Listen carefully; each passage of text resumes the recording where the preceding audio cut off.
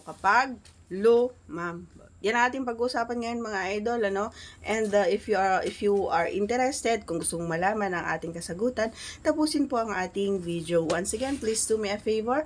Please do subscribe and click our tiny notification bell so that you'll be updated every time we have a new upload videos. Disclaimer din po, ang mga videos po natin ay para lamang po sa may bukas ang kaisipan at may malawak na pang-unawa. Kung wala po tayo nito, maaari na lamang pong mag-skip at mamili ng mga videos na nararapat para sa inyo.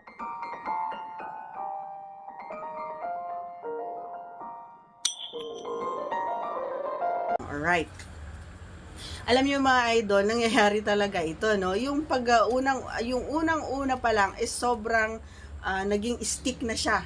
Stick na siya katigas, ano? Pero kapag halimbawa ay accidentally talaga na naalis or nahugot, ay ang possibility nito ay malambot talaga siya mga idol. So ano nga ba yung ating ginagawa or yung extra na way natin para manumbalik yung kanyang sigla? Okay. So, for me, hindi ko alam sa inyo mga kapareha or kung sa inyo kung ganito rin yung ginagawa. Kapag yun nangyari at yung hindi talaga talagang nangyari, naalis talaga siya. So, ang ginagawa ko, bumababa ako mga idol. Bumababa ako and subok pa rin. Titigil lang ako sa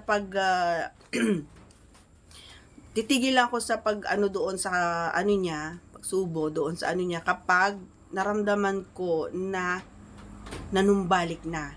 And kahit minsan, kahit nanumbalik na siya, ay hinahayaan ko na siya yung magsabi sa akin na, halika na.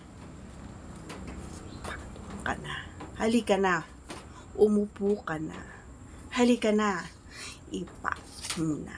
Yan yung mga words na inaantay ko every time na kusang naalis or aksidente na naalis, kumbaga, na hindi natin inaasahan. So, yan yung mga words na inaabangan ko every time na naandun ako sa baba niya.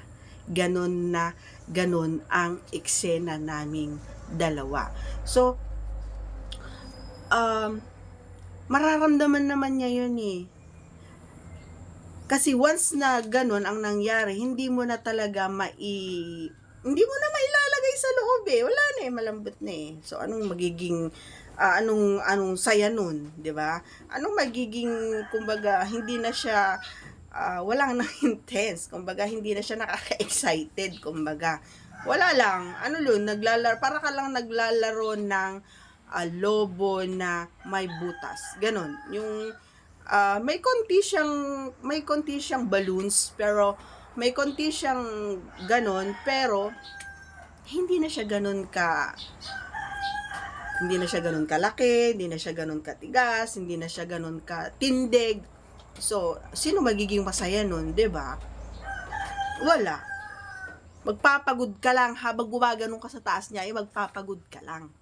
So, tulungan mo siya para ibalik or manumbalik yung sigla ni tits niya.